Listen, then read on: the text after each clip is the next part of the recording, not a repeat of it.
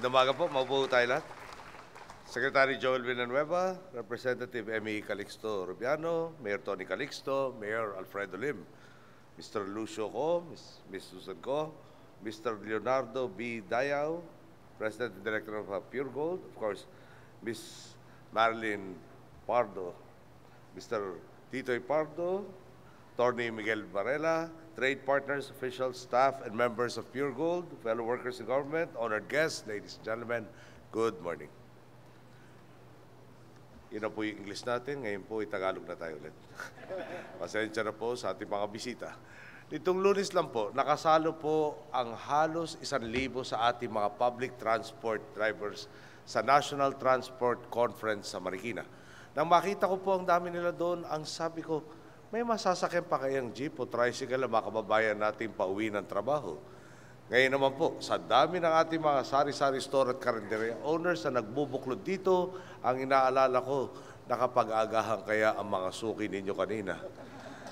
Sana naman po ay may napakiusapan kayong magbantay ng inyong mga tindahan at makapaus na ang mga humihiyaw ng pabili po sa harap ng tindahan ninyo.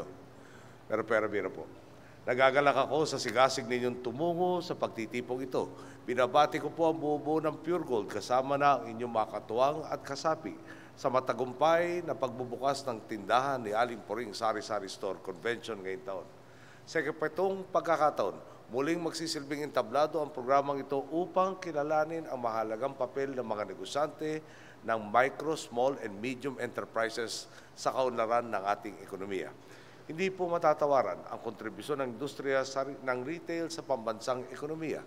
Sa katunayan, 13% o 1.3 trillion pesos po mula sa suma total nating gross domestic product na 9.7 trillion pesos nitong 2011 ay nagmula sa retail. Tandaan po natin, marami sa sektor na ito ay nagmumula sa micro, small, and medium enterprises o sa mga maliliit na negosyong tulad ng mga sari-sari store. Alam po ito ng mga kababayan natin Pilipino. Hindi lang nakakahon sa mga numero ang ambag ninyo sa lipunan. Saan nga naman bang kalsada walang madadat ng tindahan?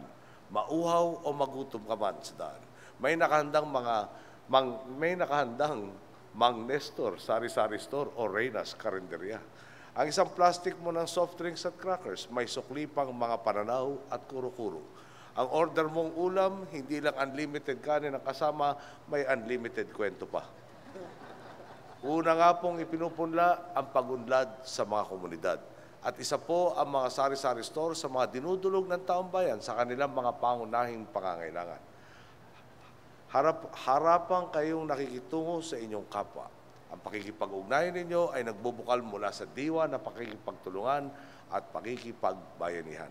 Kaya naman, nararapat lang pong masuklian ang inyong pagsusumikap. Dito po sa tindahan ni Aling Puring, mabibigyan lakas kayo para higit pang mapaunlad ang inyong mga hanap buhay. Dito, personal niyong makakaharap at makakausap ang mga kapwa niyong negosyante, maging ang inyong mga trade suppliers at product manufacturers. Pagkakataon po ito para makipag-ugnayan at magbahagi ng mga ideyang pangkaunlaran sa isa't isa. Sa pamamagitan naman ng mga training, seminar at workshop, maaaring mapayabong ang inyong kaalaman at kakayahan sa pagnenegosyo. Matuturuan kayong maging mas epektibo na sa tamang pamamalakad ay mapapalago nyo ang inyong mga tubo. Lagi naman pong may puwang upang higit na matuto at umasenso, di po ba? Ang pinakamahalaga po rito, ang hindi tayo makontento. Lahat po ng mga pagsasanay na ito ay para maisagad ang mga oportunidad ninyong umunlad ngayon at sa mga darating pang panahon. Ito po ang hatid ng tindahan ni Aling Puring, ang mabigyan ng mas magandang pagkakataon upang umunlad si Juan at Juana de la Cruz. Ang mapanghawakan niya ang kanyang sariling tadhana at iangat ang sarili at ang kanyang pamilya. At kutuwang po ninyo kami sa adhikain ito. Nakita naman ninyo, ngayon po, hindi na sakit sa ulo ang katambal ng pagtatayo ng negosyo. Hindi po ba't noon, kulang na lang ay tumambling ka patungo sa iba't ibang opisina, sa iba't ibang sulok ng ating mga bayan para lang makakuha ng mga papeles tulad ng Pag-ibig at SSS. Imbis na gobyerno po noong araw ang tutulong sa inyo, parang sila pa ang naghahatid ng perwisyo. Ngayon po, napabilisan natin ang mga proseso para sa business registration sa pamamagitan ng ating Philippine Business Registry at Business Name Registration System. Maging ang proseso ng pagkuha ng business permit at lisensya, patuloy din nating sinisikap na mapabilis at mapadali at mapadama sa taong bayan na ang gobyerno ay para sa kanila. Mayroon na rin po tayong SME caravans na nag-iikot sa iba't ibang rehiyon ng bansa upang mahikayat ang ating mga kababayan na magnegosyo o kaya ay mapalago ang kanilang kasalukuyang negosyo. Sa katunayan, mula po Abril ng 2011, umabot na sa 24 na lugar sa iba't ibang panig ng bansa ang nabisitan ng naturing caravan. Halos 18,000 Pilipino po ang nakiisa sa atin dito. Maging ang ibang bansa, ramdam na rin ang pagbabago po sa Pilipinas. Dahil sa mabuting pamamahala, patuloy na tumataas ang kumpiyansa ng mga negosyante, lokal man o dayuhan na namumuhunan sa ating pambayan. Bilang bahagi ng sektor ng pagnenegosyo, alam po ninyo ito, kapag tiwala kang may patutunguhan ang inyong puhunan, kapag tiwala kang may pamahalang handa kang suportahan, kapag alam mong may customer na may kakayahang tumakilig sa iyong tindahan, hindi ka mag-aatupiling makipagsapalaran. Kaya po, ang nagpapatunay, ang munting puhunan ay hindi hadlang upang maabot ang mga dambuhalang mithiin. Ang pangarap magsimula man sa pira-piraso ay posibleng makamit kapag tinambalan ng sigasig at pagsusumikap. Sama-sama po nating paunlarin ang ating bayan tungo sa mas masaganang kinabukasan. At gaya po ng ating bansa na open for business na, bukas na rin po ang tindahan ni Aling Puring.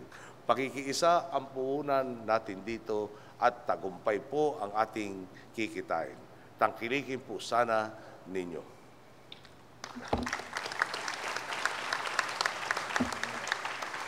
Konting advertisement lang po bago ako magpaalam sa inyo. Ang TESDA po sa pamamahala natin Director General Joel Villanueva ay nag-ahandog ng training para lalo pang dumami ang kakayahan natin sa pagpapatakbo ng mga negosyo. Siyempre po, yung sa asenso nangyayari tulad dito po sa Pasay na napakarami po mga gusaling tinatayo, opisina, sayang naman kung walang makikinabang ng mga negosyante natin nagtitipong ngayon. Ganda araw po, maraming salamat sa lahat.